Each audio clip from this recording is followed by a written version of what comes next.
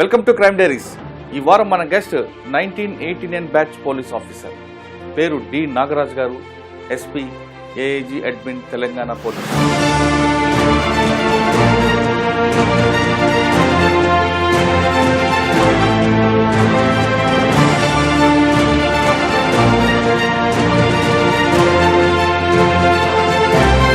Police uniform by ఛాన్సా by choice? God gift. అంటే యాక్చువల్గా నేను పోలీస్ కావాలని అనుకోలేదు.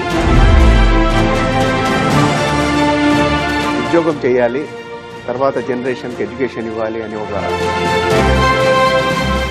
సార్, ఇంద్రవేలు మీకు బాగా గుర్తుండిపోయిన సంగతి చెప్పినట్టు నక్సల్స్ మూవ్మెంట్.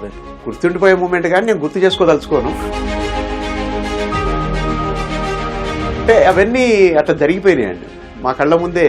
మా ఇద్దరు సబ్ ఇన్స్పెక్టర్స్, నా బ్యాచ్మేట్స్ చనిపోయారు. ఈ ప్రాంతం అంతా కూడా ఎలాగుండేదండి అప్పట్లో? భయంకరమైన మూమెంట్ ఉండేది, మామూలుగా కాదు. పరకాల్లో మీకు బాగా గుర్తుండిపోయిన సంగతి? గుర్తుండిపోయే సంఘటన అంటే ఒక రేప్ అండ్ మర్డర్ కేసు. విభత్సకాండ జరిగింది అక్కడంతా కూడా. స్టోన్ పెయింటింగ్, పోలీస్ మీద లాఠీ చార్జ్. ఇగో ఈ లైవ్ ఉండొచ్చు అనేది ఒక అనుమానం. ఆ అనుమానం మీద నేను అరెస్ట్ చేసి తీసుకెళ్తే అది కూడా కాదు.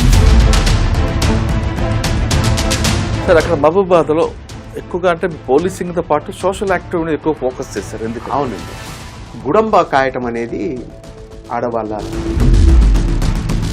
25-30 సంవత్సరాల వయసులో ఒక ఆడపిల్ల వితంతు ఉంటుంది. వాడు గుడంబ తాగి చచ్చిపోయి ఉంటాడు. Police, excise, revenue, Panchayati Raj, IKP mind ఇవ్వాలని మొదలుపెట్టాం. ఎడ్యుకేట్ చేస్తున్నాం, తీద్దాం. ఇక అక్కడి నుంచి వెళ్ళిన తర్వాత తీసామండి 4.5 months క్లీన్. ప్రాణం పోతా ఉంటే ఒకటి తలుచుకునేది దేవుణ్ణి, 2 తలుచుకునేది డాక్టర్. అది ధర్మం. అలాగే పోలీసు కూడా ధర్మం. ఇది ధర్మం అని భావిస్తేనే